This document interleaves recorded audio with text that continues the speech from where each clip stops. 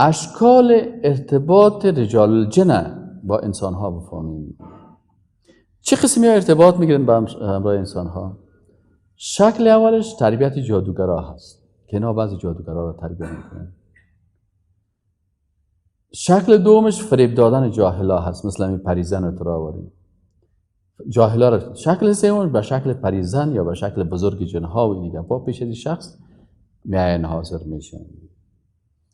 یک جادوگر این شکل اولش چه قسم بود؟ به شکل تربیت جادوگرا. یک جادوگر گفت که توبه کرده بود، از پیش پرسان کردن که تو چه قسم جادوگر شدی؟ گفت مرا یک کسی یک ورقه که داد که بگه قصیده است، چلکاف. فهمیدین؟ در قریه ها زیادی رواج است به نام چلکاف میگن. یک روز در جیب یک کس بر من آورده بودم چلکافه که خواندم نوشته است که الله لا یکفیک انا اکفیک. این نفر گفتم تو نمیخوانی؟ گفت ها میخوانم که قصیده من پخته کنم. گفتم تو میفهمی معناشه؟ گفت نه مرا گفتن چلکاف است، میره برده یک زیرخانه خوانده برو. گفتم میخوام که الله لا یکفیک، الله بر تو کفایت نمیکنه، انا اکفیک، من کلان جنها بر تو کفایت میکنم. اول تو که بری در زیرخانه بخوانی 40 دفعه که الله لا یکفیک الله لا یکفیک، تو 40 دفعه کلمه کفر گفتی کافر شدی. فهمیدی؟ یعنی همین قصیده خوانی که میکنن چلکاف تو را میگن. وانا بسیاری کسا را ببینی که چی هستن؟ کافر میشن. باز پیش از یاد جنها باز همون نفر جادوگر بود گفت من رفتم در یک زیرخانه و این میاره خوانده رفتم بالاخره جنها آمدن برای من گفتن تو چی میخوای؟ من بهشون گفتم که ما والا دیگه چیز نمیخوایم، ما میخوایم که ما کمک کنین جادو رو یاد بگیریم. چرا جادو رو یاد بگیریم؟ ما میخوایم پیسه دار شوم. کلا گپ سر چی است؟ پیسه. میگو برای ما گفت که ما مفت کس را پیسه نمیتیم. هیچ کس برای کس مفت پیسه نمیتونه. ما کسیت کمک میکنیم که پیسه دار شوی به شرط ازی که گپای ما را قبول بکنی. میگه من براش گفتم که صحیح است. گفتی گپ اول مایی است که آیا قرآن زیر لغت مال میکنی، توهین میکنی؟ میگه من گفتم که پیسه دار میشم. میکنم بر قرآن اینجا زیر پای در کثافات پرد. شرط اولش میگه من گپ کردم. دوم شرط چی است؟ گفت شرط دوم چی است که روزانه خوب چپن کلان میپوشی، خوب خدا در تسبیح کلان از آردانه میگیری، در صف متقیان میباشی. مردم فکر میکنی چه با تقوا هست. 12 بجه شب که شد برای 1 ساعت برای ابلیس سجده میکنی. دیوالای اتاق خون پر میکنی چون ابلیس خون خوش داره و چیز در میتی، یعنی سپند و بربو این گپا را در میتی که ابلیس دود خوش داره. بود پرستا اکثرا پیش بت خود چی را چالان میکنن؟ آتش پرستا بود که دود شیطان خوش میشه. عبادت شیطان که خون و که دود و که آتش میشه. گفت که باز برای میری سجده میکنی برای کی؟ به نام ابلیس. نامش ابو مره هست. یک کتاب از این پشت بلخشتی فروخته میشه به نام تمتم هندی. تمتم هندی باز همین گپا را کلش باز بیان میکنه. تاویزایش که سعی کنید عکس شیطان کشیده باز سر سینه‌اش نشه کرده به حق ابو مره ابلیس، یعنی به حق ابلیس.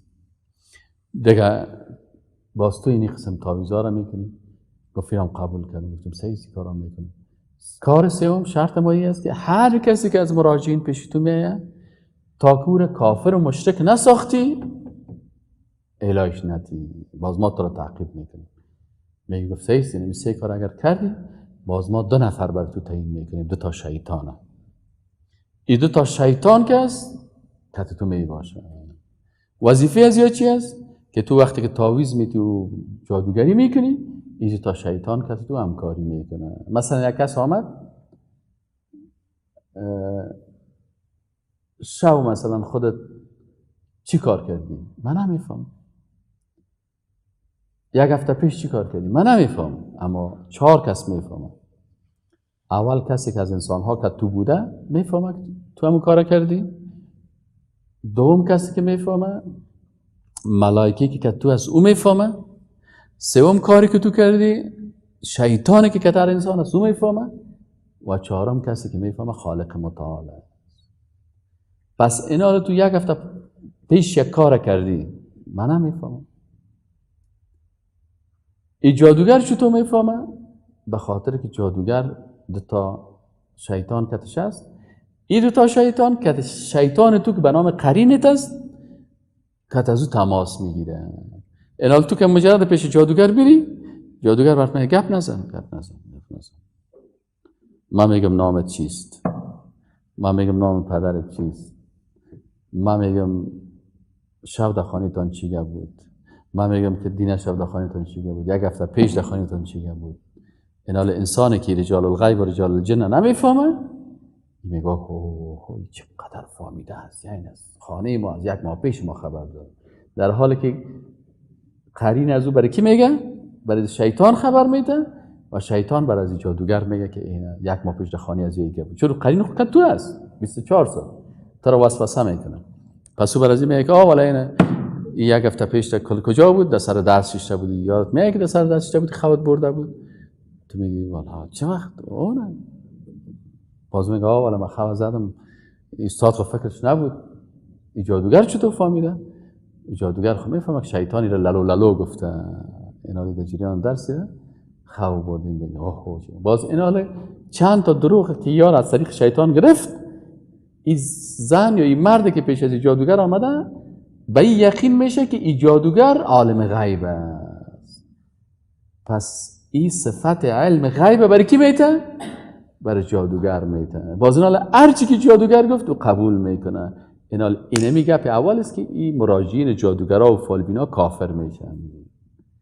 یکی از اسبابی که جادوگرا کافر میشن ادعای علم غیب است و یکی از اسبابی که مراجعینشان کافر میشن چی است؟ پذیرفتن علم جادوگر به صفت عالم غیب، صفت علم غیب الله را به فالبین میده. از این خاطر فالبین درش میگه یک هفته با سر توی گپ میشه، یک ماه با سر توی گپ میشه.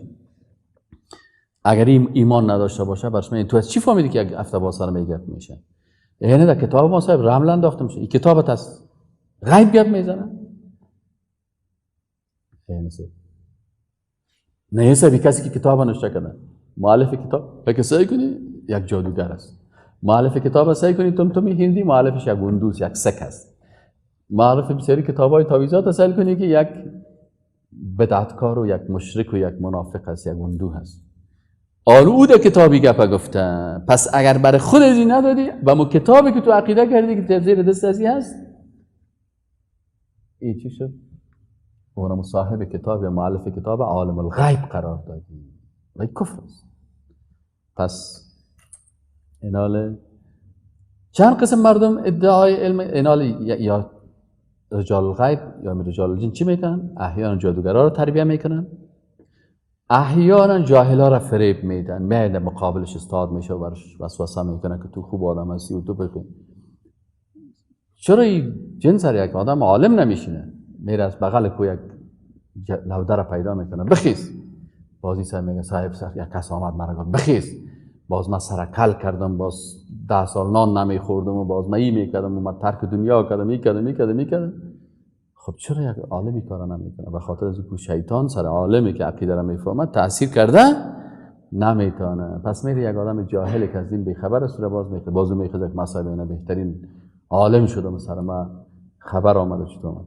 و گاهی هم شکل سومش به شکل پریزن و به شکل پادشاه جنها پیش از اینه.